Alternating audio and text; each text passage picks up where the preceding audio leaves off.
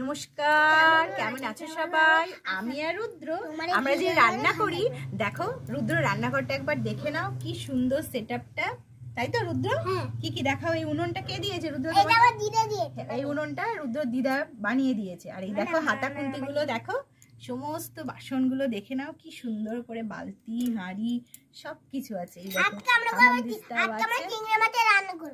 এই দেখো হাতা খুন্তি গুলো দেখো, তাই তো? আচ্ছা, আজকে যেটা আমরা বানাবো না সেটা চিংড়ি মাছ দিয়ে বানাবো, ঠিক আছে? কিন্তু রুদ্র রান্নাঘরটা কেমন লেগেছে সেটা বলো। আর রুদ্র বটিটা, যে বটিটা দিয়ে আমরা তরকারি কাটি, কেমন হয়েছে বটিটা? সুন্দর হয়েছে সবকিছু। আমার আর রুদ্র রান্নাঘরটা তোমাদের কেমন লাগলো অবশ্যই জানিও। আজকে আমি আর রুদ্র কি রান্না করবো বলো তো? প্রন মশলা ফ্রাই, তাই তো? তো চলো মাছটাকে কেটে নেওয়া যাক। এই দেখো দুটো চিংড়ি মাছ বড় বড়, এই দুটোই ফ্রাই করব আর আমি রুদ্র খাবো। তো চলো এই মাছটা কেটে নি। মাছটা কিন্তু এবারে কেটে নিচ্ছি, বটি দিয়ে কেটে নিলাম মাছটা। কড়াইটা এবারে বসিয়ে দিলাম। রুদ্র পেঁয়াজটাকে না একটু থেতো করে দাও তো।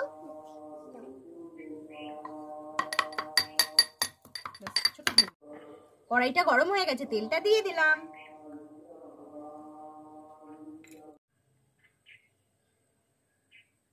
নুন, হলুদ, লঙ্কার গুঁড়ো আর জিরের গুঁড়োটা দিয়ে দিলাম। আদা বাটা, পেঁয়াজ বাটা, রসুন বাটা, টমেটো বাটা দিয়ে দিলাম।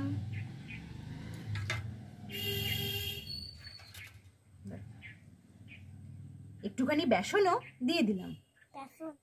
রুদ্র এবার এটাকে ভালো করে মিক্স করে দাও।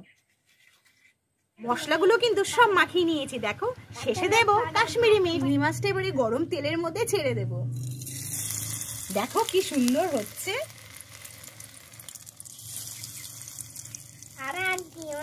চিংড়ি মাছটা কিন্তু দারুণ ফ্রাই হচ্ছে।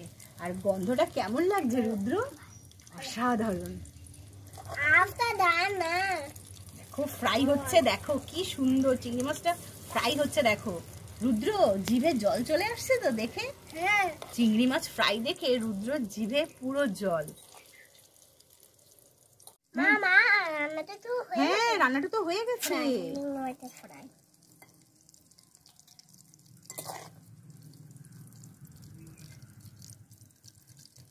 মশলা প্রন ফ্রাই কিন্তু একদম রেডি। আর এই প্রন ফ্রাইটা খেতে হয়েছে অসাধারণ। রুদ্র কেমন খেতে হয়েছে প্রন ফ্রাইটা?